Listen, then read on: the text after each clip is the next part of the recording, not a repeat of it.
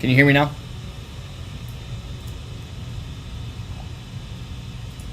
I finally have sound from you, I think.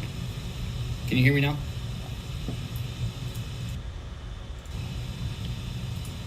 I finally have sound from you, I think. Can you hear me now? Christina, thank you. I appreciate it. Can anybody hear Chris? I can't hear him on my end. I'm not hearing him on the stream or through Christina, StreamYard. Thank you. I appreciate it. Can anybody hear Chris? I can't hear him on my end. I'm not hearing him on the stream or through Christina. StreamYard. Thank you. I appreciate it. Can anybody hear Chris? I can't hear him on my end. I'm not hearing him on the. Kyle, what's up, brother? Good to see you guys. I appreciate y'all being here. Give Chris a second. I think he's having some issues on his end in terms of his mic. So just bear with us. He hasn't done these here for a moment. And anybody that's never done live streams or anything like that, you guys have no idea. The weird things that should seem so simple to most people sometimes are very complicated, unfortunately. How's that? So, yeah, there you are. What's up, brother? Weird things. Okay, there's an echo. Why is there an echo? Or do you have the YouTube stream pulled up in another window, perhaps? No, this is my only. Give me 2 seconds. It's probably on my end. It's probably because I have echo cancellation turned off. We have audio issues sometimes if I don't turn that off. Let me throw my Bluetooth in, and it should correct all of that.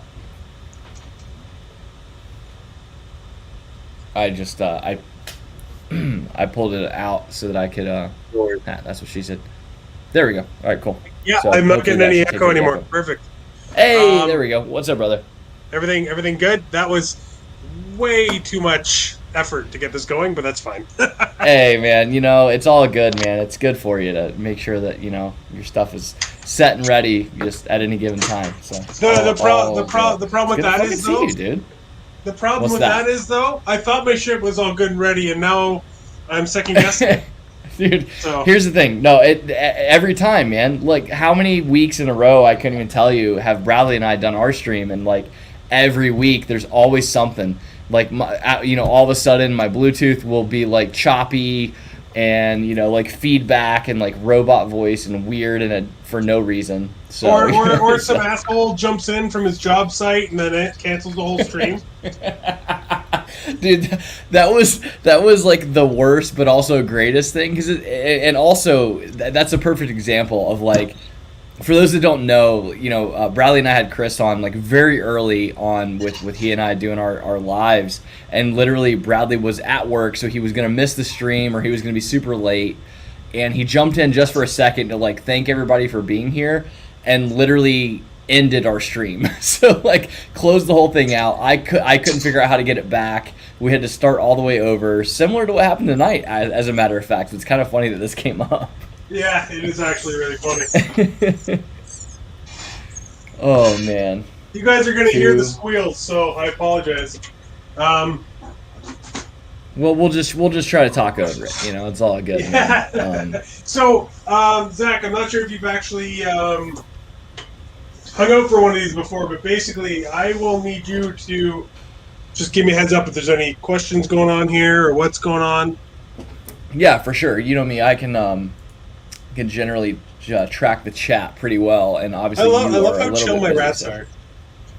Dude, so do I. I was watching. I was like, is he even feeding live? Because they were just so. Dude, they don't bite. Calm. They're great. The people that I get them from are. Whoa, motherfucker! There we go. Yeah, the people that I get them from, like, socialize them really well. Like, they're just so good. Yeah, that's just like Anna from AK Morphs. She posts all the time, like, how sweet her ASFs are. People complain about them constantly. They're like, oh, they're such jerks, but it's no different than people complaining that, back in the day, oh, super dwarves, they're all assholes and they're all reactive and they just bite and they're mean and blah blah. It's like, well, yeah, because you haven't bred that out of them yet. Like, just give it some time. You have to put work in. I've seen tons of awesome like ASFs in terms of behavior, and I think it's funny whenever somebody's like, "Oh, they're just all jerks. You shouldn't breed them. You shouldn't feed them." Like, no, fuck that. Yeah, the blanket statements bother me, man. It's like, if you're making a blanket statement, it just tells me you didn't think about what you were saying and you have no idea what you're actually talking about. That's really the truth behind it at the end of the day. You really don't know what you're talking about, right? Or you haven't spent enough time trying to learn. Right, and again, so yeah, it just means you're not dedicated enough to it to put the time in, or maybe you are. I don't mean this to discredit anybody. Maybe you are, but you're just observing something right now from your perspective, and in a year's time, if you control your rat population the way that you should, or whatever you're working with, you will look back at a year from now and say, "Oh, I was wrong," and I think that kind of communication is important, but. That's a good question. Yeah, there we go. I can answer that. I can answer that based on something that happened to me today. So we had our first clutch of the year hatch. It was that awesome clutch where we got the one pied, finally broke our curse, and that hatched about a month ago. 2 animals out of 6 had eaten for me, rat pups. Oh, wow. Yeah. Usually have a little better luck, but shit happens.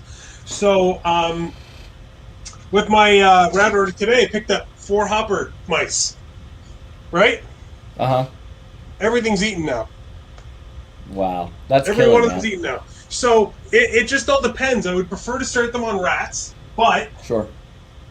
But if mouse hopper is what that animal's going to take to get it started, I'm not going to complain about it. I'm not going to not feed it because it's not what I want to feed. Sure. Well, and and that I will say this, and my perspective doesn't come from experience in terms of long term, but my perspective comes from someone that's had one clutch, that I had to raise up. But I think it's a valid thing because it's important. If anybody that's had their first clutch, it's a nervous and a scary thing when you have a snake that won't eat. Because you're like, oh shit, I have never done this before. I've never, I'm like planning on trying to assist feed and blah blah. Just be patient was the thing that everyone kind of told me. Be patient, be patient, be patient. Monitor their weight. The whole thing. I mean, in other words, just turn off your emotional brain of like, oh, this animal won't eat, it's fucked, and turn on your logical brain of like, okay, this is part of the process. Yeah. You also have to realize when these animals hatch in the wild, the chances of a snake that size finding a meal appropriate for it in its first 7 days of life, not pretty very slim. Likely. Yeah. just very unlikely to happen. So, yeah, that's a good point. For you to be worried at day 10, day 12, day 14. Probably not something you need to be worried about. Now, being a breeder, would I prefer that those animals are eating? Of course. We all want to see our animals doing well. We all want to see them progressing and growing and hitting all those milestones they're supposed to hit. But there's certain things that I see a lot of, especially new breeders, get worried about. That really aren't a worry. Now, if you have a baby that hatched and it hasn't eaten in 6 weeks, and it's starting to move a little slower and it's starting to look really skinny, that changes things. But if you're on week 3, week 4, and the animal still looks great, still very alert, all that kind of stuff, you know what? My suggestion is change it up. Some people only feed rat pups. I find rat pups don't move enough for a lot of the hatchlings that come out, especially some of the smaller ones. So, like I said, I've been feeding these guys this is the 4th week. I only had 2 animals that would eat. Of course, one of those was one of the 3 I wasn't holding back. But then I got hopper mice, and they all ate within 30 minutes of the mouse being in their tub. Every single one of them that were giving me problems. So, it just all depends. I probably could have been patient with them, and I probably could have got a couple more of them to take rat pups if I maybe even this week.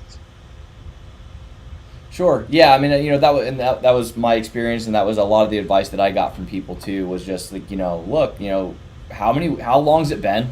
Oh, it's been 2 weeks. chill out, you know. And that's hard to hear. It's hard to hear because it's a very emotional thing. Again, especially if you're early on into this, you know, every experience that you have is new and fresh, and it's not. You have no reps to go on, you know, and it goes takes beyond reps. that, because when you're concerned, the last thing you want to hear from somebody is, "Don't worry about it." Right, exactly. Because you're already It's the opposite. concerned. Yeah. You're not just going to get rid of that. It's not going to just go away. Yeah, because the whole reason you're asking is because you want something to do. You're looking for instructions. But I will say this too, and I got this from Kabilka, and I'm sure he's not obviously he's not the first person to suggest this.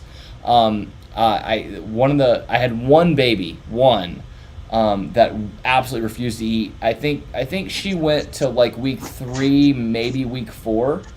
And I ultimately I switched her from cocoa to paper towels. Mm-hmm. And again, you know, it could have been the timing. It could have been a coincidence, but I don't think so. I think I put her in a different environment and made her brain kind of turn on a little bit of like, oh, like this is a different place. Maybe like this is somehow more comfortable, or just whatever the fuck you want to think. And I'm telling you, the day I switched her to paper towel, she ate. And you know what? It's not uncommon, and it's funny because not every, but a lot of the a lot of the information that's out there says, well, keep your ball python away from as much stress as possible. You don't want them stressed. You don't want to do anything that'll stress them. This, that, and the other thing. Stress. But there's also anecdotal evidence out there that if you have a snake that won't eat, fucking put it in a bag and fucking take it on a drive. Yeah, do something different. Yeah. Mix it up. Is that going to stress your animal out? Of course it is, but it's going to break its cycle of whatever the fuck it's in. Yeah. And you know what? Maybe it won't still eat for you, but there's a chance it will. Like, it's and we I don't think understand these animals to the degree that we believe we do. No, and that's 1,000% correct, man. And you know, anyone can speculate, right? And I think that's a lot of the problem, is that a lot of what is presented as fact in this hobby, whether it's ball pythons or anything else, a lot of it is speculation. A lot of it is like emotional reactions. And then there's a handful of people that are just like, okay, yeah, I'm going to try things and I'm going to observe it. And kind of, it's like basically the scientific method. You know, and that's what's weird to me about this hobby, that, you know, the scientists, like guys like Warren Booth, and various other people that have actually done genuine research. There's this gap, right, between guys like him and a lot of hobbyists, where they don't want to hear what he has to say, you know, in terms of the way that he feeds his animals and the way that, you know, just whatever, you know, any suggestion. They're like, oh, I don't want to hear that because it's different from what they're currently doing. You know, people are so against change, man. And the thing is that I don't want anyone to change. I don't want anyone to. I think the point should be is that there is no standard. I think you treat every animal the way that it needs to be treated, right? Absolutely. Yeah, and you know I've what? got That could mean that every one of your 150 animals need a different kind of care. Yeah. Yeah, I mean, I have 1 or 2 ball pythons that, like, they will push like retics. They will literally push their cages like retics. Like, they want to move around. They want to be out and exposed. And they almost seem more comfortable when they're like literally laying in the middle of the floor, in the middle of my room, under the bright lights, like, you know, the opposite of what you would expect. And I go out of my way to make sure that they get those experiences. You know, I'll let them just kind of run loose in my room for 15 minutes, 20 minutes, or, you know, however long they want to kind of cruise around. Because I'm like, hell, like, clearly you're not stressed. You know, you're not trying to hide or whatever. So why not do that? It makes me laugh because a lot of these people, I find, they don't want to accept change or even consider changing because they don't want to admit that they were wrong in the first place, and they don't realize that changing doesn't mean admitting you were wrong. Sure. You're doing your best. It doesn't mean you're admitting you're wrong to change. It just means that you are evolving and you're learning and you're an adult. And you can do what's best for this animal or these animals or whatever the situation may be, regardless of what your preconceived notions were. Yeah, I think the point is to stay flexible about everything, and I don't think that even just applies to reptiles. Well, I'm not going to chase that line of thought, but I do think that's a thing. I've caught shit from people before because they're like, "Well, you just won't commit to an opinion on X, Y, Z, like whatever it is," and I'm like, "You're right, I won't," because at the end of the day, I don't have all the information.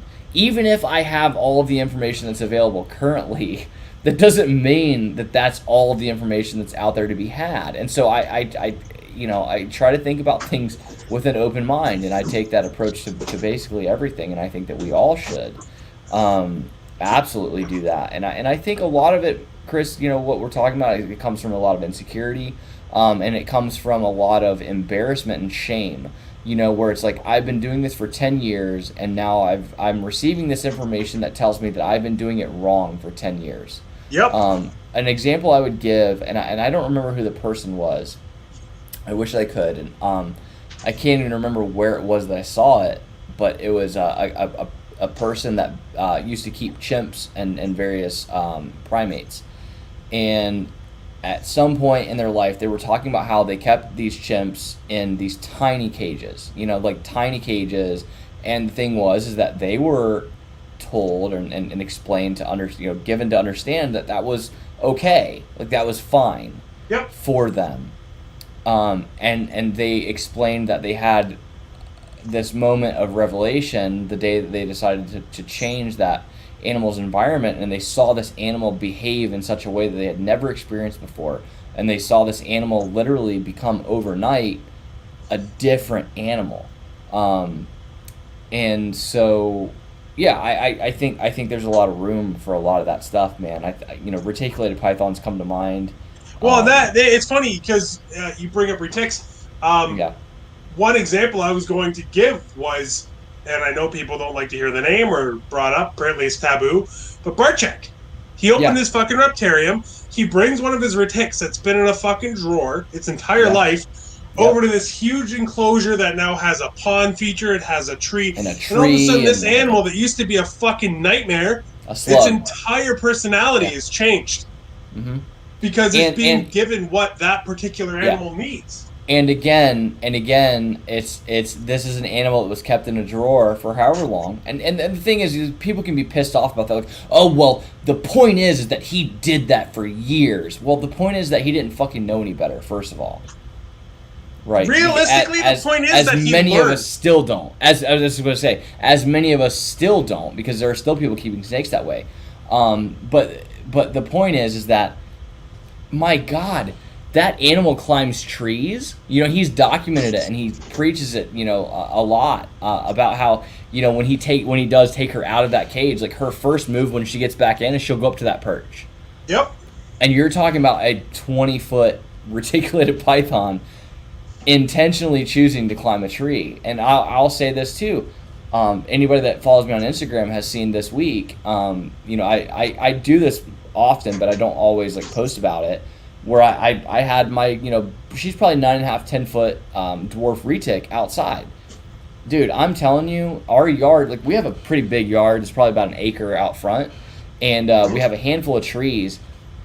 It is so funny to watch her because I'm telling you, if I stand in the middle of the yard, kind of equidistant from any tree, it doesn't matter. Dude, she beelines. She beelines for a tree, which of course makes sense because obviously if she's exposed and there's sun on her, she's like, oh shit. One of two things is she's either getting too much sun, and so her body is telling her, hey, we're going to be way too hot very fast, so we need to get out of this direct sunlight, so we need to move. Or it's she's like, oh, I'm exposed because I'm on the ground. Because no matter how big she is, I do get the feeling that she still feels exposed. The same way, if I set her on the ground, she'll crawl up my leg and literally climb herself right back up onto my shoulders. They want to climb. I mean, and again, that's a 9.5, 10-foot reticulated python. I can't imagine, but a 20-foot snake. But it's the same animal. It's the same animal. It's kind of insane to me that there's people out there that aren't willing to change how they keep animals. Sure. Based on new information. Sure. It's gonna come around, Chris. Is what I would say to put a positive spin on it. It has to, but the thing is, like, the fact that there's any keeper of any species out there that is dead set that their way is the only way, kind of blows my mind. Like, I totally understand that. You know what? For the most part, probably in terms of general care for ball pythons, like, we probably have a pretty good idea because there's so many fucking people out there now. Breeding them, and so many people have experimented and done different things, right? Exactly. So there's proof. We have, right. We have something to go on. But when it comes to some of evidence. these lesser bred species, especially some of these big snakes and stuff like that, like snakes that necessarily don't have the capacity or maybe just not the outreach to be bred on a large scale and kept on a large scale, where most of these animals that are bred and kept are kept by, you know, a small population of the hobby. Sure. It's hard to get an understanding of it because these people that are keeping these animals, they're only keeping them their own ways. What, like, especially animals that aren't I don't know the word I'm looking for, but is highly sought after in the hobby. Yeah, like a ball python. No, so what you mean is that, and I think about this often, Chris. Warren Booth has spoken about it recently. You know, I don't, not directly in this message, but this is what I took away from what he was saying. This I don't think was his point, but the point that I took away, it's a sad thing. The market that we are, even that is an example of how it's bad. The fact that I automatically use the word market to me is a negative thing. The fact that we all operate in this hobby, right? We all share this love for animals in general, especially just reptiles, right? The problem that he pointed out, and my takeaway from it, was that it's like, oh, I only keep ball pythons. Like, I just have ball pythons. Like, people like they almost feel bad because like, oh, well, yeah, I don't. In other words, they don't take themselves seriously if all they do is ball pythons. I only keep ball pythons. What people don't realize is, first of all, like, how big of a deal it is that we're even like allowed to have these animals. And it needs to be taken seriously, first of all. Second of all, to me, that identifies within a lot of people that there are snakes that people would rather keep than ball pythons, and yet they choose to keep ball pythons because they're like, well, that's the acceptable thing to do, and it's the way to make money off of my hobby. Yep. And I think that's totally wrong. I was actually speaking with somebody this evening about the fact that, and this may or may not, kind of translate to Canada. I don't know. Honestly, I genuinely don't. I'm ignorant. Like, do you guys have native snake species?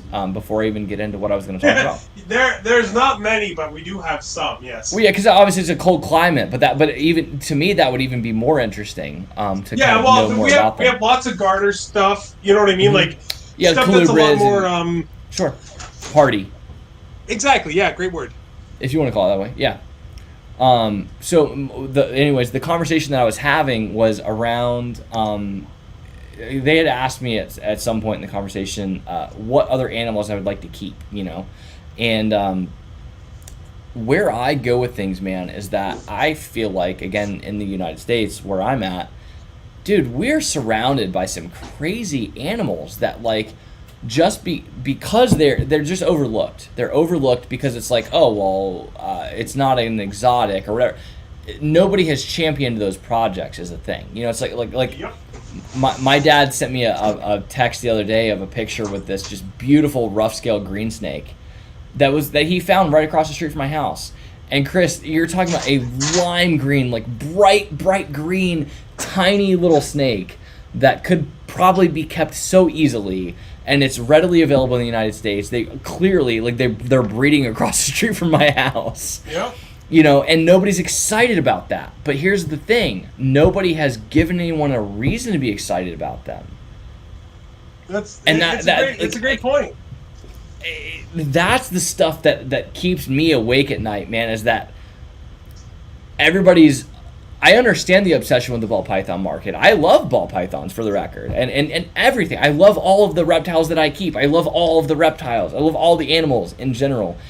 But I also recognize that there are people that get into ball pythons for the wrong reasons, because they're like, oh, well, this is just what you do if you want to make money doing this thing. Yep. And my opinion is that I would much rather people who have never kept a snake in their life, but they find a Brian Barczyk or this channel or a Billy or whoever, and they're like, oh wow, like this guy keeps all these snakes and he breeds them and he makes all this money. I would rather them think in their head creatively, like, okay, there's a bazillion people that are breeding these ball pythons, doing all these things.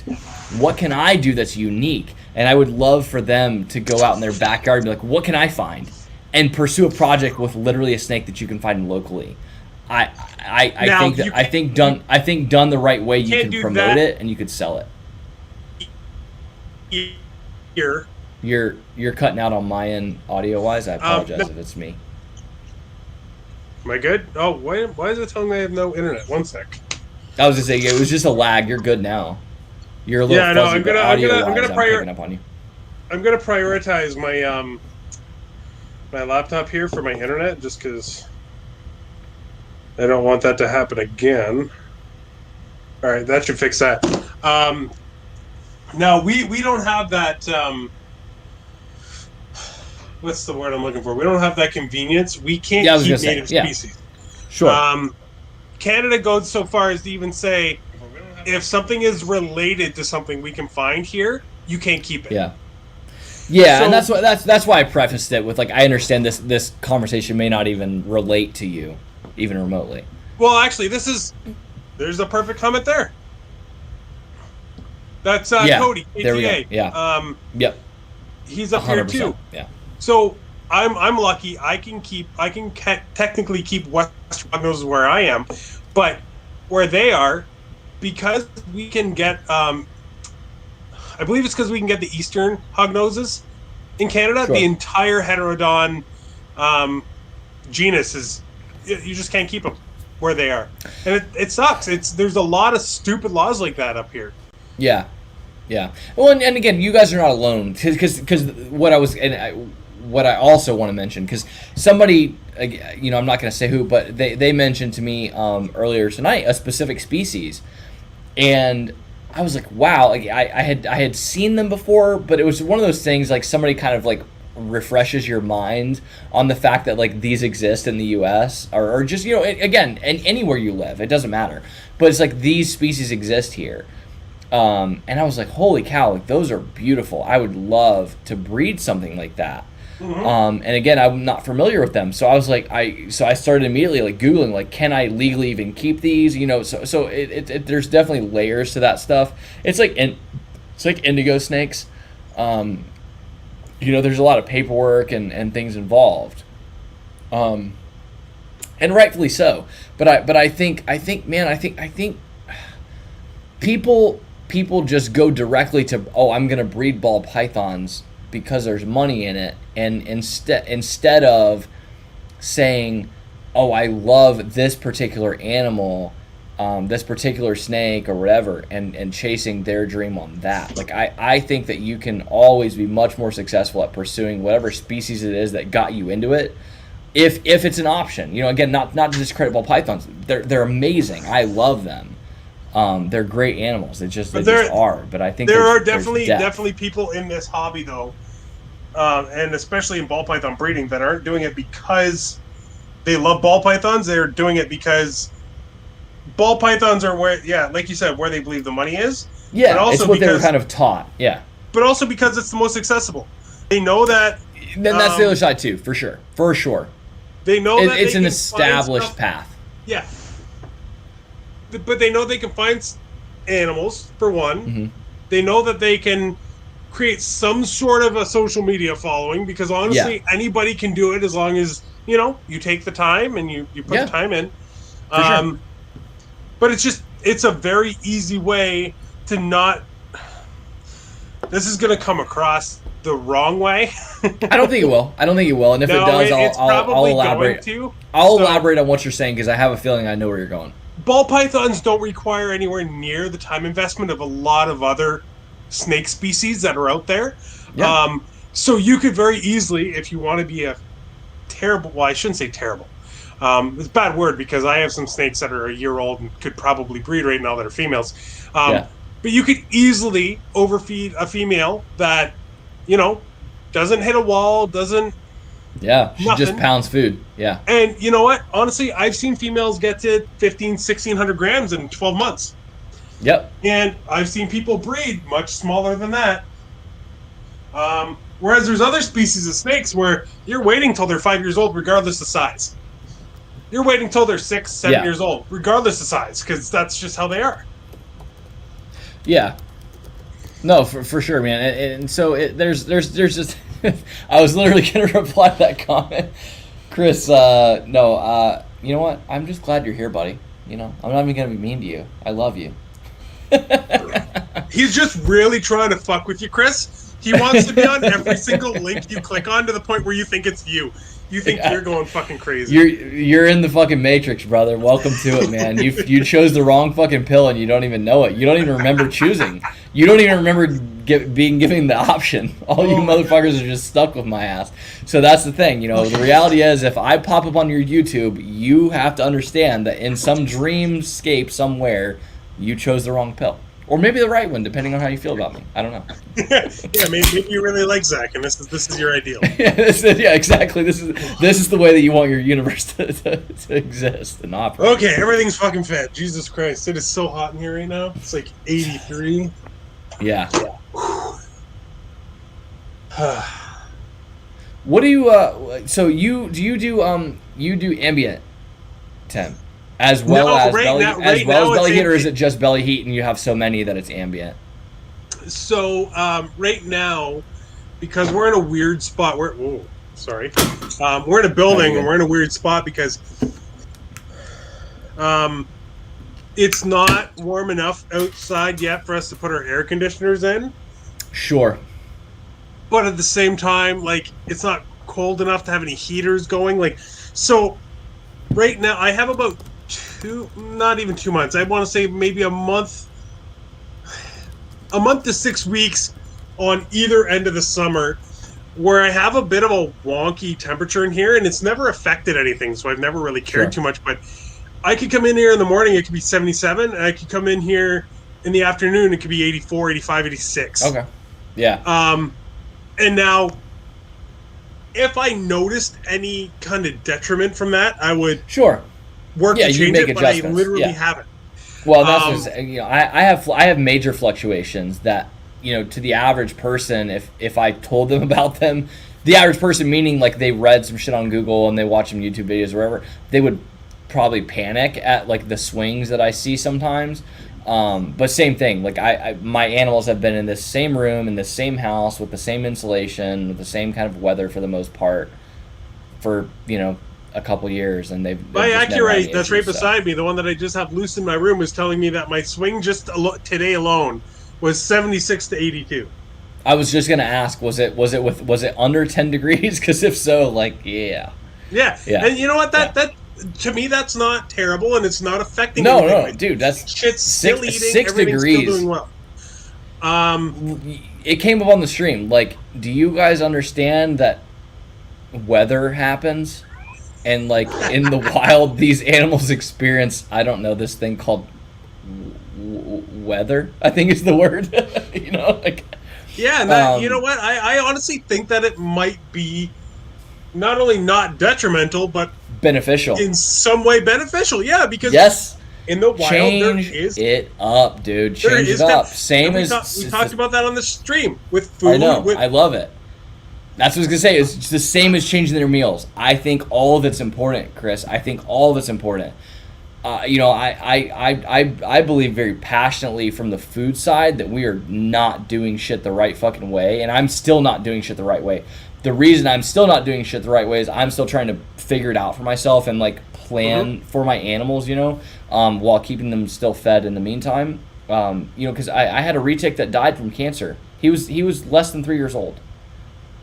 And his lungs, when they did the necropsy, his lungs were filled. The vet said, Zach, I don't know how this animal was breathing, let alone still eating. He was eat up with fucking cancer. And And that's not normal, man. Like because I keep hearing more and more and more stories about that shit. Anybody that's listened to me a lot in the last couple months has probably heard me harp on this. But I think it's a thing, dude. I'm just saying. It's no different than any of us treat our diet. We can't eat the same fucking thing every goddamn day. Not only that, but there's also this whole different avenue that, you know what, maybe rodents are fine, but maybe our sources are tainted. Maybe there's something going on with the rodents we're actually feeding our animals that are causing this. Mm-hmm. Maybe the breeder has no fucking idea. Yeah, no, they don't. Maybe it has nothing to do. I'm saying maybe as a general. Yeah. I get it. Yeah. Of course, I would hope that no breeder is purposely breeding just fucked up rats or mice or whatever. So maybe we can't put the blame on anybody in particular, but there could be a whole whack of shit that we don't even know to look for yet. Yeah. Never mind. So what a lot of people, and the reason I know a lot of people have never looked into it because I never did. Until I had a legitimate issue. So a lot of people don't realize that the rats that we feed are they were bred as medical rats. So they're bred for medical experimentation. So what a lot of people don't understand about that, because most people probably know that, like, oh, they're lab rats, whatever. What a lot of people don't understand about lab rats is that, and Chris, you nodding tells me you probably know this. I know you're going to say yes. Exactly. They were genetically bred to be as identical as possible. The reason for that is again, if you are working a scientific experiment, you want a control. You want everything to be as identical as possible, so that if you want to test something on this animal times 20 or 100 or 20,000, whatever it is, those animals on a genetic level are identical. So again, think about inbreeding. Think about the way that works, right? So again, I'm not a fucking scientist. You guys can call me. I've had numerous people call me out like, that's not how it works. That's not how genetics work. That's not how cancer transfers. Blah blah. Well, here's the thing. Like, over a long enough timeline, all we're seeing is an increase in cancer, not only in animals but in humans. It's just a fact. Now that could also be testing, and there's a lot of factors. I get it. There's angles. But not only that, there is not enough research done on these animals that we're keeping. Exactly. Right. Beyond our experience right now, because nobody wants to put the money in to do a fucking cancer research study on fucking ball pythons or retics, or nobody's gonna fucking put the money on that right now. So the only thing that we can do is take our anecdotal evidence that we are personally experiencing and attribute it to what we're doing, and we. Mm-hmm. And then see what happens. Yeah. 100%. I think I'm fucking haunted again, guys. Jesus Christ. This happened on Friday, too. There's just weird-ass noises coming from everywhere, and they're not rats. Sorry, I got totally sidetracked there, but... No, you're totally fine, dude. We can only take the information we have and then look at the... Basically, the other... But also the other information we're keeping, and seeing if there's any kind of correlation between what you're doing and if you have more problems than I do versus that guy versus that guy. It's all we have right now. Yeah. All you can do is take anecdotal evidence and compare to other people's anecdotal evidence and hope that you find some sort of correlation that might or might not be the actual cause. It's a long process. Yeah, and that's just it. You know, I don't ever want anybody to think that I'm saying this is what's killing our snakes. That's not the point that I'm trying to make. That's not the point. The point that I'm trying to make is I think we can do better, and I don't think that the cost would be that much greater to us. You know, that's my opinion. One thing that kills me is this idea that we have to feed ball pythons Norwegian rats. And that, you know, you can't give them an ASF because they'll get hooked, and you can't do this. That's like saying that I'm going to feed my dog the same brand of dog food the rest of its fucking life because one time I offered it a different brand and it didn't eat. It's kind of like that, but it's a little bit different because... I know, I'm simplifying it way far, but... Well, no, actually, you know what? I can use that example and make it work. So... Run with it. Say you take a very, very... And I'm not saying that Norwegian rats are a very healthy and beneficial meal. No. Just using it as an example right now. Say you take a very beneficial dog food. You went to the fucking vet. You paid like $300 for this bag of dog food. You fed it. You have 10 dogs. Mm-hmm. 8 of your dogs eat it like it's going out of style. Like they can't get enough of it. They love it. Great, great, great. One of your dogs will kind of nibble at it sometimes. The other one just fucking hates it. Right? Yeah. You go out and buy some cheap-ass fucking dog food. And again, not making a comparison to actual quality or health of feeders. Yeah, no, it's just, yeah. But you go and buy this dog food that's chock full of basically just shit Filler. and artificial tastes. But like artificial tastes, things that make it look like the dog wants to eat it. The same as if you put a fucking s'more in front of me right now, I'm gonna devour that shit. Does it give me any nutritional value at all? No, but I'm consciously aware of that, or I should be. For anybody that's living off a diet of strictly s'mores, but here's the thing: if you put that shitty ass food in front of your dog that they're gonna eats the other food sometimes, and your dog that doesn't eat anything. If your dog that doesn't eat anything takes to that food, the chances of it ever eating your other fucking food, probably very slim to none. Versus the dog that was already kind of eating this food, you know what? It might start taking this food, but the chances of it still eating that other food are pretty good. Because Chris, I think we could even get simpler than this. Listen, do you guys want your kids to eat vegetables? I don't even want to eat vegetables. God damn. No, yeah. My point is, but does every parent not understand that your kid should eat vegetables? If you're that parent that's like, no, my kid doesn't eat vegetables, well, fuck you, first of all, because you're a piece of shit. I mean, I hate kids, so I don't really care what you do. So that's fine. We can have that dichotomy. I'm good with that. I'm good with that. We can have that black and white moment here. That's cool. I'm good with it in terms of just, you want kids, I want kids, whatever. I don't care. Clearly, we could never be married, Chris, because it just would never work out. It wouldn't work, but at least we know that now. At least we know that now instead of later. Well, I just wish we'd have known it sooner. I'm sorry. I'm looking at the camera because I'm hoping you're looking into my eyes to understand that I meant every word I said to you. To be fair, though, if you didn't know that I didn't like kids, then you haven't been paying attention, man. No, I'm fully aware that you don't like kids.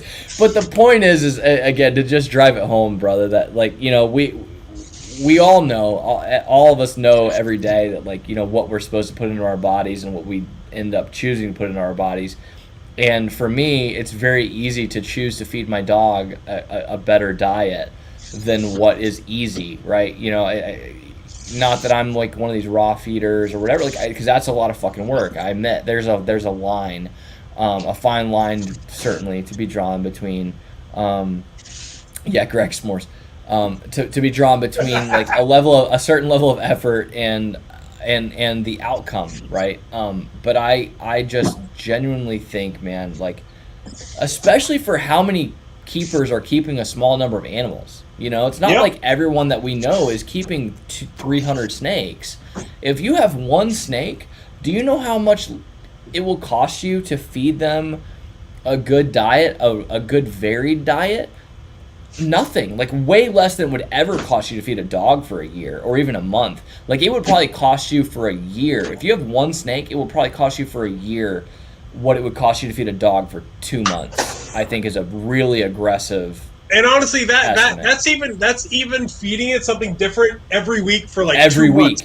That's what I'm saying. That's going way above and beyond of what I think would be amazing, for those snakes. And then it's okay, once you've accepted and established that idea in your head, you have to ask yourself, okay, well, if that's a good thing, how can I not say that it's good for me if I keep 300 snakes? How does that logic suddenly not apply? It still does. It's just that we haven't accepted that yet. And we truth. As a hobby. It's the truth. It's tough too because right now we're obviously in that kind of period where people are realizing that there's not 1 or 2 or 3 or 5 right ways. Yeah, right. But at the same time, we're not 100% sure of the other ways being okay. You know what I mean? Sure. So people we are. We're in that in between. Yeah, people have to take that first step and basically say, hey, listen, you know what? This is going all right for me. It's like Billy. Yeah. And now what I'm doing, like, if you were watching, I was feeding weans. These are all my adult females. I was feeding weans to half of them because, you know what? That's what I do sometimes. Sometimes I feed my smaller animals small, and some people might not like that. If I feed a 650, 700 gram animal a small, you know what? Are they going to be a little uncomfortable? Am I going to have to give them a week off from eating? Absolutely. But in the wild, they're not going to get a choice of what size prey they come across. Exactly. They're going to get big, small, otherwise. You know, they might get, 6 pinks that they stumble across in a nest or whatever the hell happens in the wild. And so, again, for sure, man. And it's funny because it's like we've seen, and I like to compare it to people only because I feel like people will take it home in their own heads a lot easier.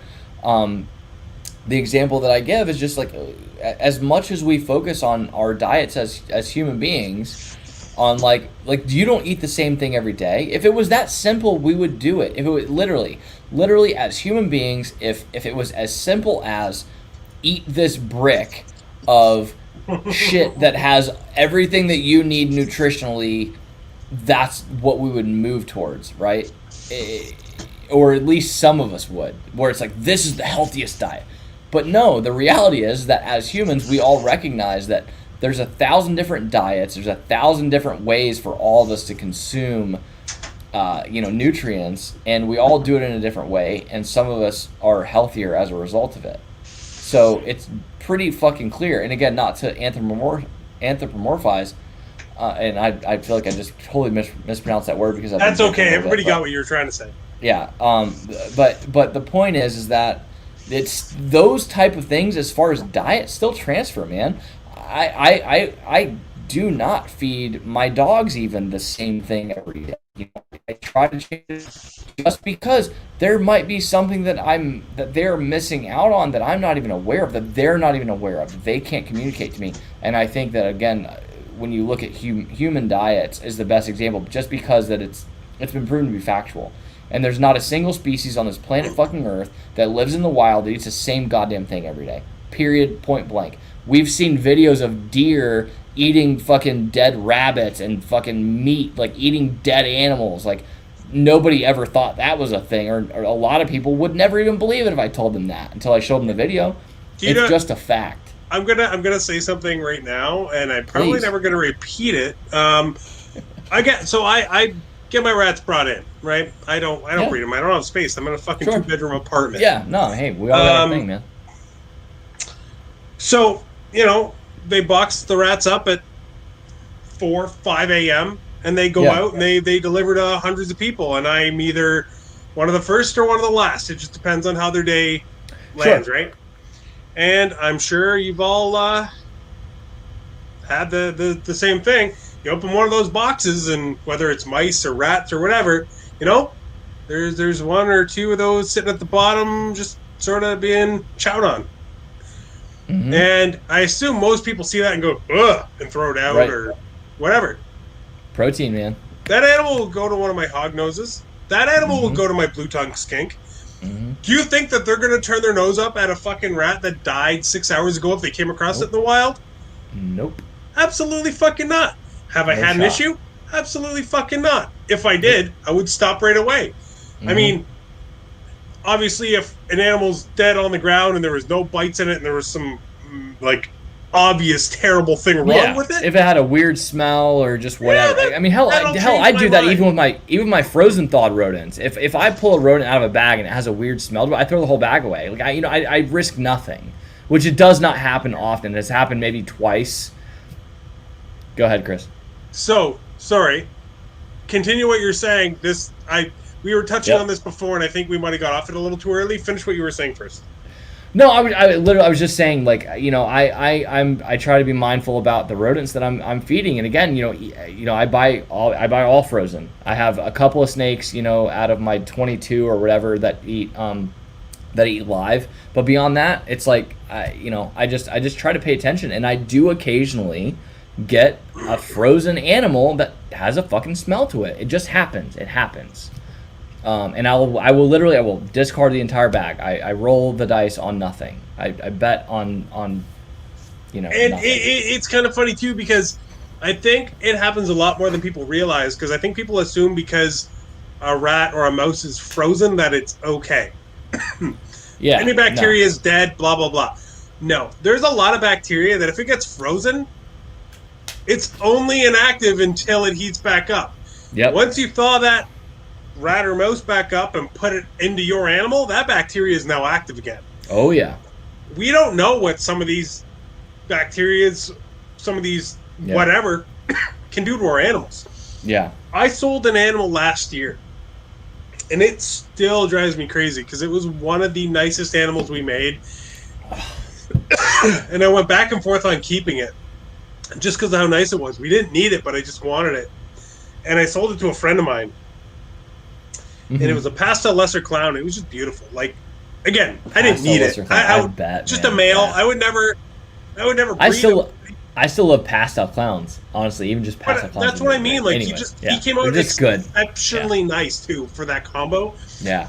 And I was going back and forth on it, and you know what? Eventually, this guy's like, "Oh, well, you know what? I'll take that." And one of the females from the clutch, and I was like, "Okay, well, if it's going to a friend, whatever. At least I can see it grow and all this, right?" Sure. Yeah. No, of course. Well, doesn't he get it home? He has it for about 6 weeks, and then he sends me a message. He's like, "Oh, it died." I was like, "Oh no! What do you fucking mean it died? I had it for 4 months. Like, right? Yeah, it was one of those babies you held for way longer than you needed to. Yeah. Well, not only that, but unless it's going to somebody that I am dead certain can take care of this animal at that size. Yeah. An animal isn't leaving here until I'm certain it's going to survive shipping. It's not going to have any issues. Right. Like, I'll send her an animal and say, you know what? I am certain that this animal could take a 2-day delay and be fine. Right. Right? Yeah, like no doubts. Yeah. If you have a doubt that an animal could survive a 2-day delay in shipping, don't fucking ship it. Don't ship it. Period. Don't ship it. Yeah. And when I say I have to be pretty certain, I mean, I'll give that person their animal in person. I won't ship it still. Yeah. But I sent this animal out. It must have been 220, 240 grams, maybe a little bigger. Like, it was well started. Good body mass, was eating great. That's what I'm saying. I mean, at that point, if you're 250 grams, like it could go 2 weeks, 3 weeks, 4 weeks. I mean, a month easy without eating at that size, in my opinion. Before you start to worry, probably honestly, longer. But honestly, that animal could probably go 3 months without it looking like it needs. Right. At that easily point. For a ball python, I want to preface. Exactly. I think everybody understands, but I want to all be on the same page. Maybe a hognose. You know what? Even that would be an adult hognose. So that was a terrible example. I was going to say hognose are pretty, but yeah. You know what I'm trying to do here. Yeah, be sensible. Anyway, so I'm trying to troubleshoot with the guy, and he's like, "Well, maybe it was just a genetic defect," and I was like, "Which does happen." Okay, fine. Get a necropsy done. And he was like, okay, well, I got to find a vet that can do it. And I was like, okay, no worries, whatever. And then I something just occurred to me. And I was like, hey, what do you feed? And he's like, oh, well, I feed frozen thawed. And I was like, oh, where do you get them from? And he tells me, and I was like, okay. So I started doing some investigation on my end. I didn't want to be like, oh, you fucked up. You fed it a bad... I'm not going to do that, but I start doing some investigation on my back end. You never assume anything. Yeah. Start asking around, and the person he got it off of buys from somebody else, and there's some rumblings that the rats might not be the best. They might not be frozen right away after they're killed. You know what I mean? Like, so. Well, and here's the thing: if you're buying from somebody. If you're buying rodents from someone, and I feel important to make this point, if you're buying rodents from someone and they're not the ones that bred and froze the rodents, don't fucking buy them. Do not buy rodents second or third hand.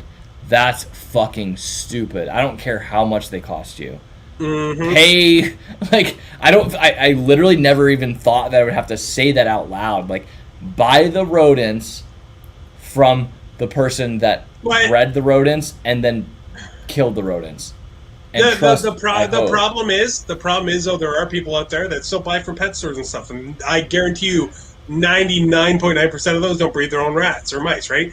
And this guy, and you know what, I would still consider him a friend. He's really, really nice dude. Sure, yeah. Well, this is not a trash session. No, but he bought from, I guess it'd be considered a store. They're like a breeder, had a storefront kind of thing. Yeah. But when I found out where they got the rats from, that's just you figure out their distributor. Yeah, sure. And I literally said to him, I was like, hey, when you send the snake to get checked, send one of the rats with it. I was like, I'll pay for it. I'll give you the money for it. That's actually really smart. Yeah. And I was like, listen, I will give you the fucking money for it. No questions asked. And I was like, if it's a genetic defect in the snake, I'll refund you for the snake. There's nothing you could have done if that's the case. Right. But if it was a rat, I was like, unfortunately, me paying for the necropsy is the end of the line for me, and you have to go back to the person that sold it to you. Yeah. And unfortunately, as soon as this person heard that, they didn't go through with getting the snake checked. Because they kind of knew. So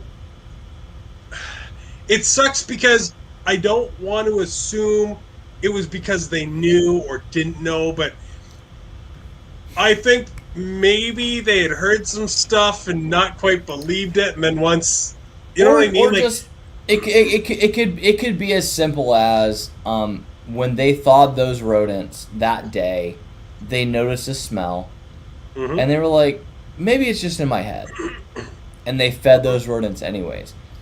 If I take a rodent out, and here's the thing, I check all my rodents when I get them.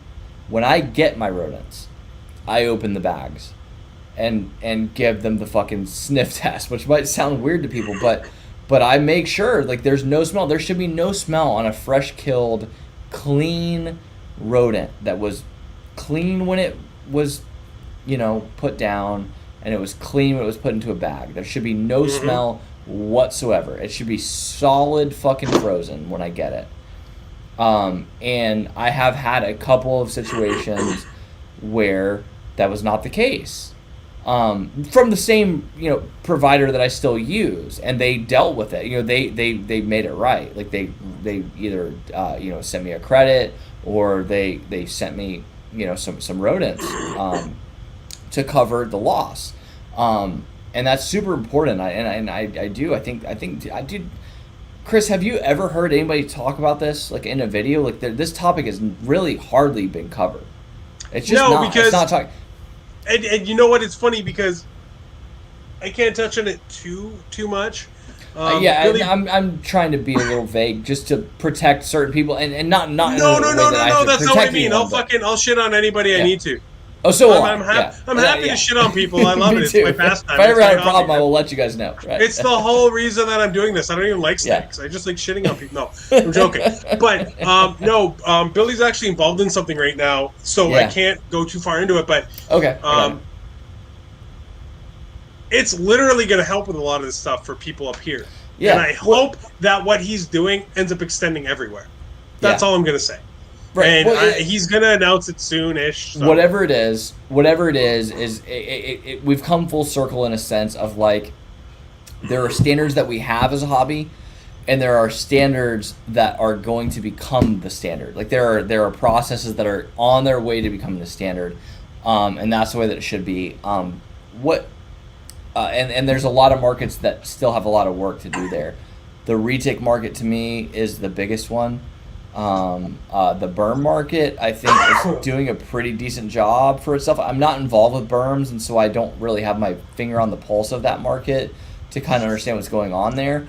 I would hope that they're doing a good job of self-regulating and making sure that that things are done responsibly and well. But at the end of the day, look, if there's any takeaway from anything that anyone hears here, it's just, for fuck's sakes, like, be a responsible owner, of these animals, and don't. I see so many people, Chris, and I'm sure you've seen it before, where they're so aggressive about, like, I should be able to do whatever the fuck I want, and blah blah blah. You can't operate that way. We won't survive. This will not last. So that's my brother, And Aaron, Yeah. I can't because those are all the animals that have live rats in them. And if I fix them, then I won't know what has a live rat in it, and the rat can kill the snake. So no, screw your OCD. So I'll fix it when they eat. I was gonna say, so in the long term, he's actually saying yes, he will fix it. Yeah, they will eventually see how this one is straight. This one ain't. see? Actually, this one didn't eat, so it's got to be upside down, but it's still straight. Listen to me playing the devil's advocate. You know, I'm just trying to be positive, man. But see, at the end of the day, that's all of us. That's the way that I like to think about it, anyways, man. Is that at the end of the day? Oh wait, what's the question? No, I'm totally fine. That's because I was fucking around with the cocoa dust earlier, and it's all fucked up in my throat. And I was trying my hardest not to cough the entire time I was on the podcast earlier. That's why I was literally like double fisting my drink and my water the entire time. But no, I'm totally fine. I've actually avoided direct contact with COVID like 3 times now. I have no fucking idea how. Dude, me too. But yeah, me too. I'm all right. Numerous Thank times. you. Aaron, I was just giving you a hard time. I know you didn't know, buddy. Don't fix it. You know, that's the little stuff I appreciate, man, a lot. The little stuff like that. Man, there's just so much we still don't know. And this just, Here's the thing, you know what? It's this not is a bad thing. It's an exciting thing. There's a lot of opportunity. That's the way that I like to phrase it to people. That's the way that I like to explain it to people, Chris. Dude, there's a lot of opportunity, man. It's so exciting. There's nothing we can do about these idiots. There's nothing that we can do about these people that are currently killing snakes because they're not keeping them properly.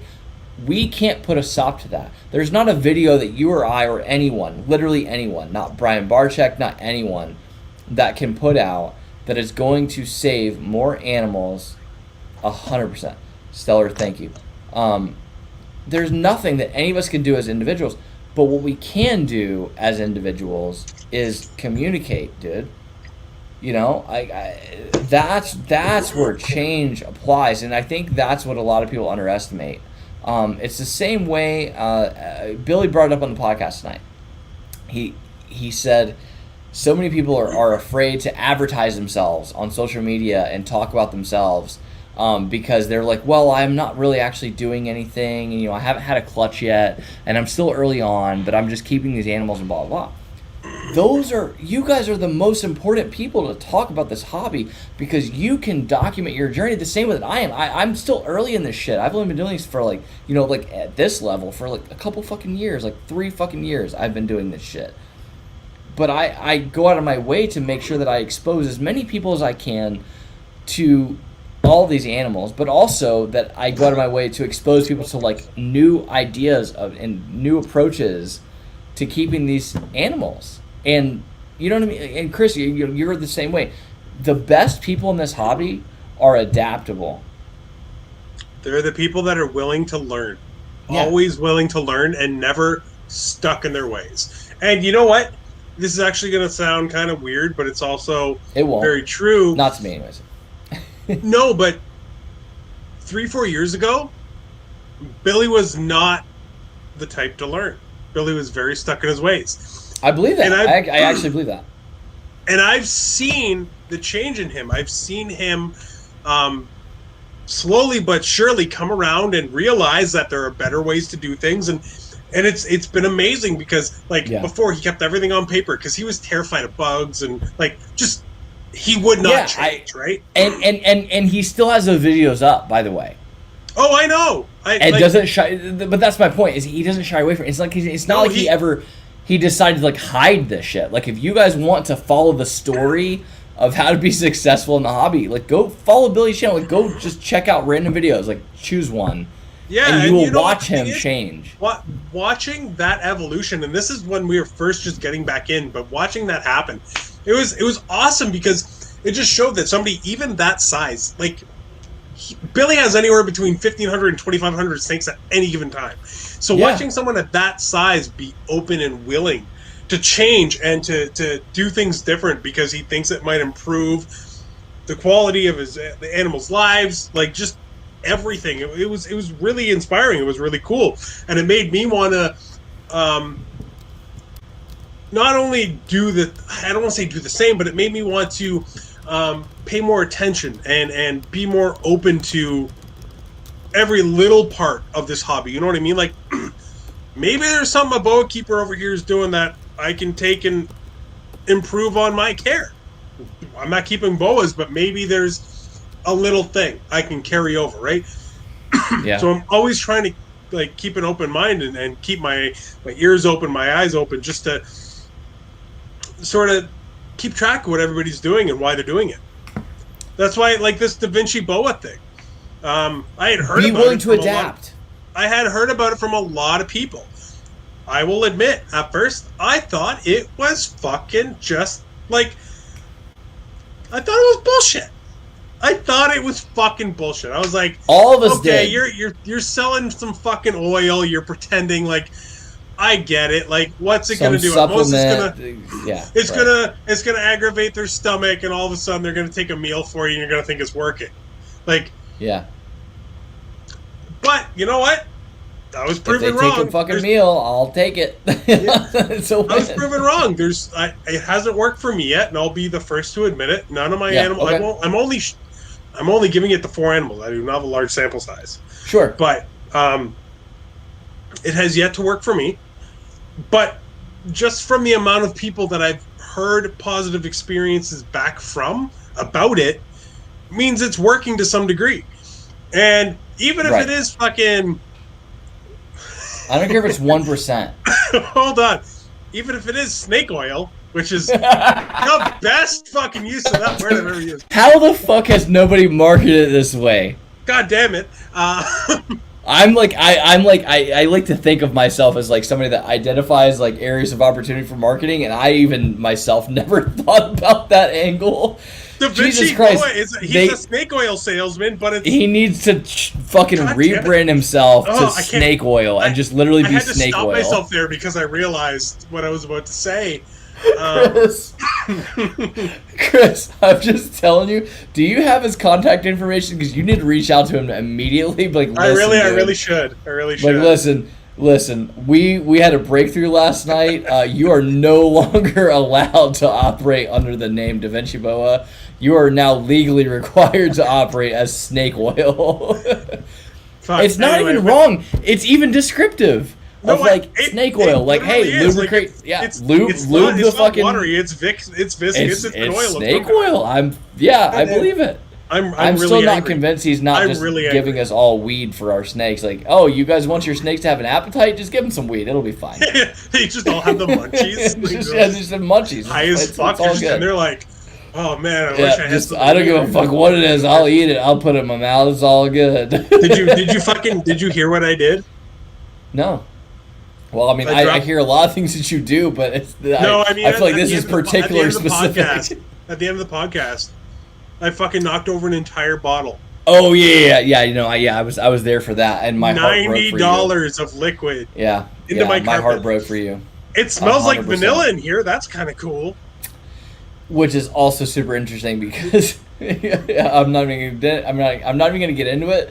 But Earl is smiling and laughing. Is what I will say. Earl from I Lone know. Star. I'm pretty sure Earl touched on it when he was on the podcast. Yep, he did. So it's okay. He did. Yeah, I was gonna say it's not some secret information. But I'm also kind of worried there's definitely some more to it. I'm also kind of worried about how that vanilla is gonna smell. Oh, did I lose you? No, I don't think so. Not on my end. Oh no! All right, we're good now. I was gonna say, I'm also kind of worried how that vanilla is gonna smell in like a week with it being 83 in here. So. Oh boy! Oh yeah, it's gonna get a little ripe. It's gonna get a little ripe in there. It's gonna go down a little different. Anyway, I've left this comment up for a bit. This is Aaron again. Yes. Yeah. The way things are going, I think this is going to become a thing.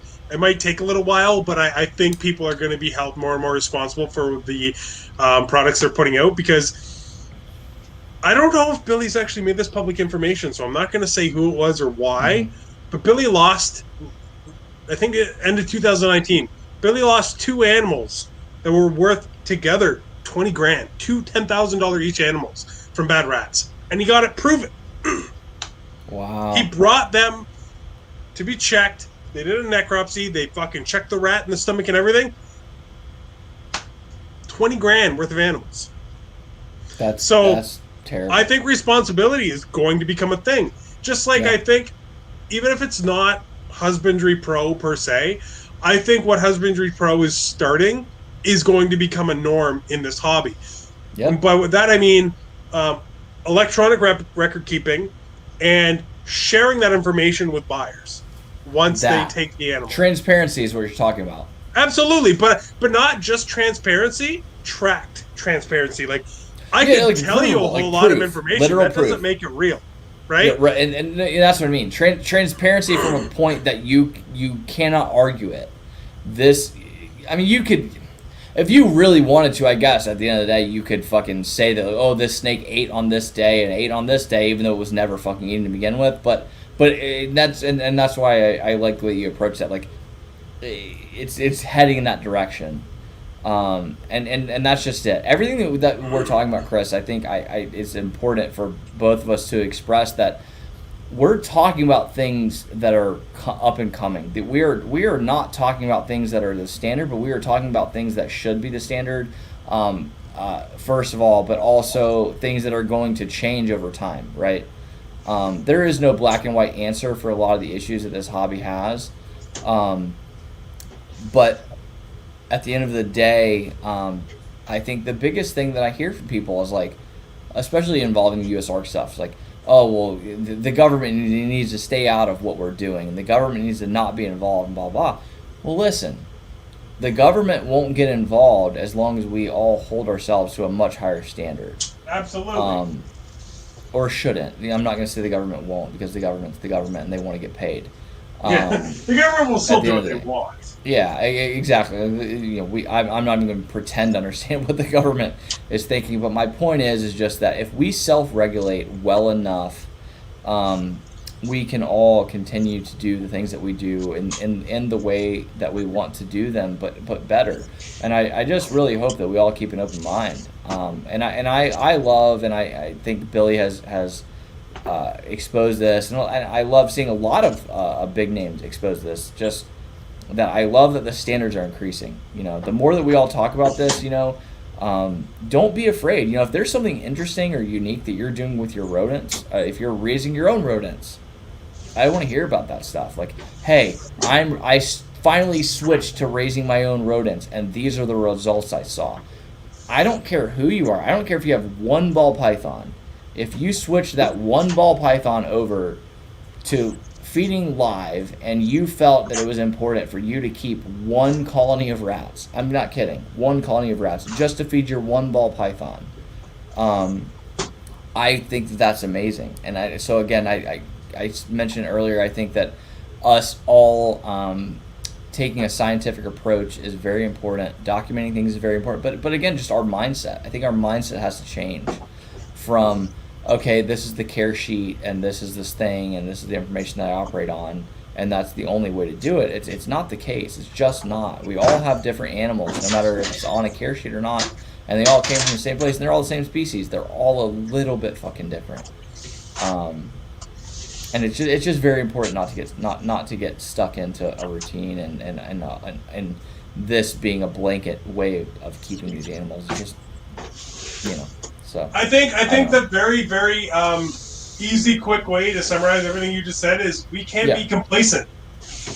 That you nailed it, 100%. We cannot be complacent in keeping our animals, regardless of what we think we know best or anything like that. We cannot do it. Yep. So, you know, I'm gonna play on people's heartstrings a little bit more. It's truthful.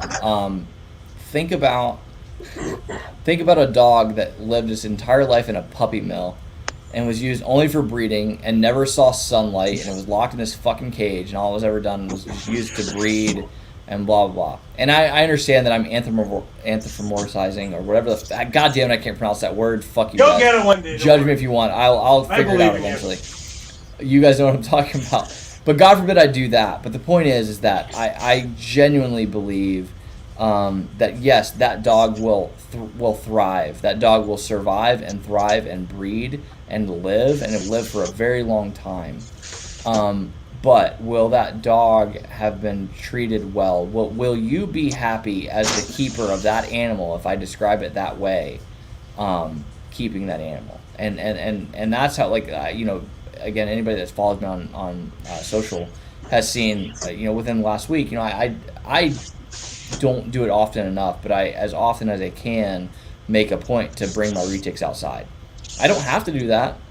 According to the care sheets, according to the science, my retics don't need UV. They don't need sunlight. They don't need, any of that stuff. But what I will say is that for me, as the keeper of the kept, those moments that I share with those animals that may or may not have any level of emotion, they make me feel good. And I think, isn't that what pets are all about, man? Like, shouldn't we all keep animals in such a way that makes us happy? Yes, sorry, I just got very excited. Something, You're good. I was gonna say I saw you. I saw it. I was like, shit. I shut up for a second. So I'm like, wait, is Chris gonna tell us something super exciting you just saw? Sorry, Let's go, dude. Fucking talk about it. No, I thought two animals in a row just ate that I've been waiting for, but it was only one. Oh. No, Can we also? I want to point out how excited Chris got at the fact that literally he had an animal that hadn't eaten in a while, and it finally ate, and that is one of the greatest moments ever. I moved a Super GHI Mojave head clown up to an adult bin, and she hadn't eaten since I moved her up, and she just took her meal. So. Man, those little small wins, Yep, I'll take them. All day long, I'll take them. Every day. But no, that stuff's important, man. It just is. Understanding that line between, applying human characteristics to an animal, because I'm not going to try to pronounce that word again. And anthropomorphizing. There you go. See, you guys listen to Chris. He knows what the fuck he's talking about. There's a fine line, though. But at the end of the day, if it makes you happy, like, take your fucking snake outside. You're not gonna fucking hurt it, and you're gonna feel good when you go back in. You're gonna feel so happy that, like, because what I would encourage anyone to do, I don't give a fuck what snake it is. Well, within reason. Don't, like, take your cobras outside and just be stupid. But but if you got a ball python that's never that you don't remember the last time it's ever seen sunlight, or you don't think has ever seen sunlight. First of all, think about that. And then I want you to think about that as you take that animal out of whatever enclosure you keep it in and take it outside and set it in the grass, or let it, again, just hold it.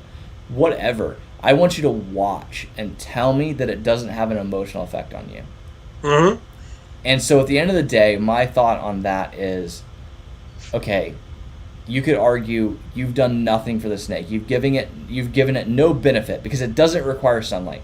That's fine. But how do you feel? Do you not feel amazing having taken that animal? It's like if I met someone, they were like, yeah, I've never seen the sun. Like, what? Or just whatever. Like, I've never eaten chocolate. That's the level of excitement that you should have for any animal that you keep that you can't tell me for a fact has seen the sun outside. Mm-hmm. It should be that exciting to you. If you've got a crested gecko, whatever the fuck it is, and you can tell me you've never taken it outside, go take it outside and tell me that you don't get excited about that. That's the shit that fucking is awesome. All right, Zach, I'm going on 5 hours on lives here, so I gotta eat something. Yeah, I only slept 3 hours last night, and I'm on track to sleep about 4 hours tonight. Good. I just really quickly want to answer this. So, if anybody is not part of our Discord, you got to miss a very lovely picture of Nick getting bit on the face, on the lip, by one of our new additions. It was hilarious and amazing. Not gonna post it up to normal people, but that's some of the fun shit that goes on our Discord.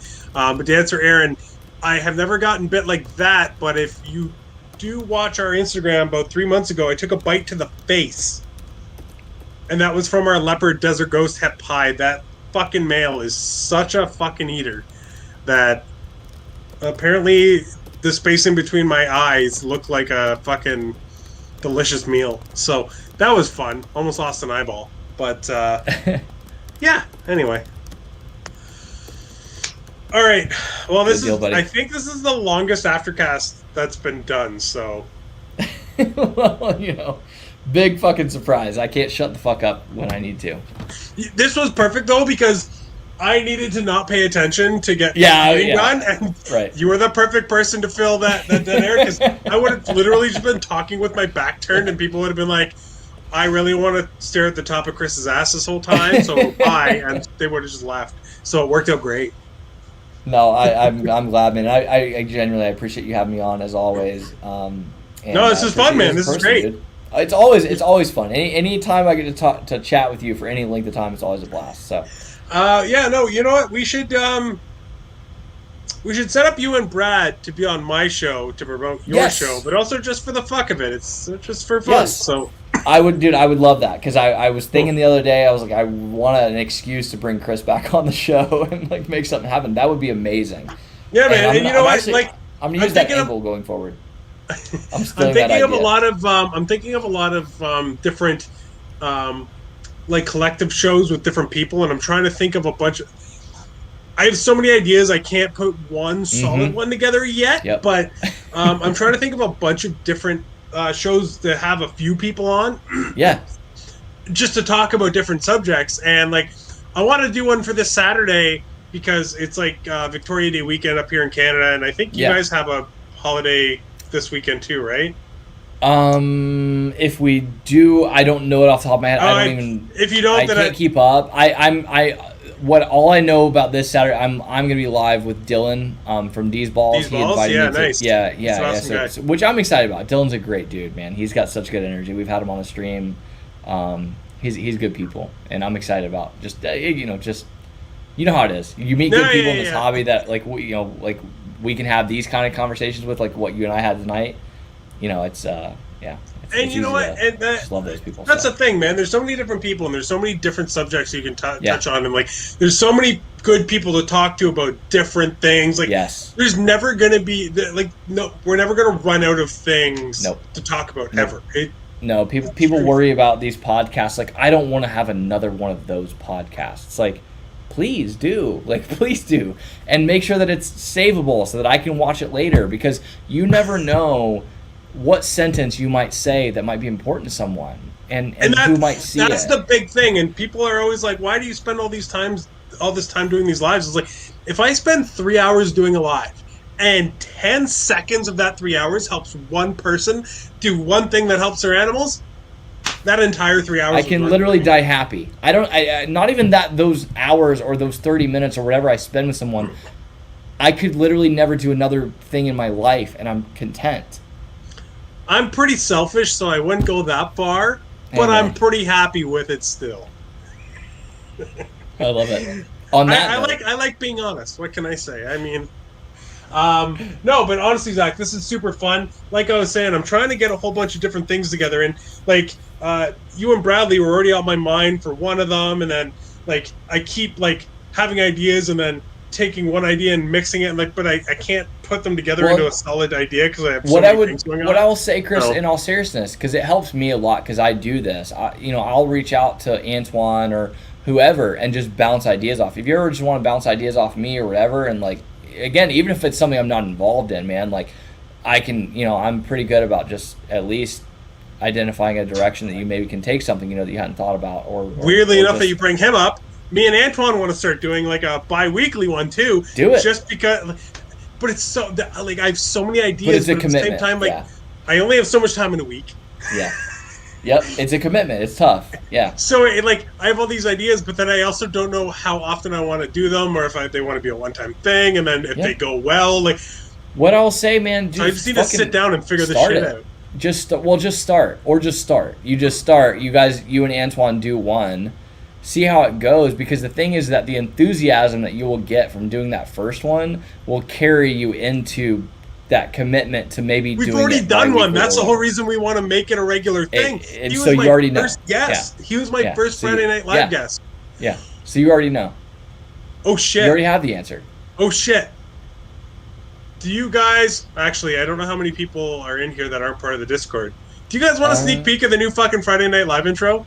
I just uploaded it before I went live with I Dylan. mean, I do myself. I don't know how many people. You're never fucking active in my Discord. You don't see it. No. Here's the thing. It's not yours. I'm not active in any Discords. I'm so ADHD. I have to turn the. I'm not kidding. This is a legitimate thing. Mine. I have to. I have no choice because otherwise, dude, I would be fired from my job. because I care so much. That's a legitimate thing. I'm not bullshitting. I care so much. Anybody that tags me in anything can tell you, like, I get back to them even if it's 6 months later. If you comment on my YouTube channel, you've seen it because there was some people that, like, they messaged me after, like, why are you replying to my comment like 7 months afterwards? And I'm like, because I just now saw it and I felt bad not having replied.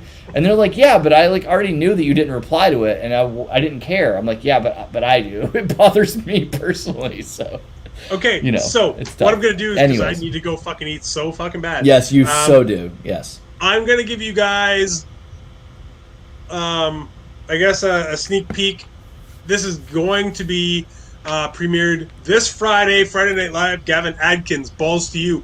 Super fucking stoked for that one. Yes. Oh, it's gonna be so fucking fun. I love that guy so much, dude. Me too. But you know, I'm just gonna end it on this. Once this intro clip for Friday Night Live is done, we're just gonna be off the air. So guys, thank you all so much. This was fun as fuck. I did not expect to do it. I really didn't expect to be going live till 10 after 12. And I still need to eat and do some other stuff. But me too. I got laundry. Who the fuck cares? This is great. This is so good. All right, guys, I'm gonna play this for you. And you know what? Send me a message on Instagram. Tell me how you like it. All right, guys. Chris, thank you so much, brother. I really do appreciate you having me on. Thanks for coming on and helping me out. This is amazing. Any fucking time. You know me. Anytime. All right. See you guys. Check this out. Love y'all.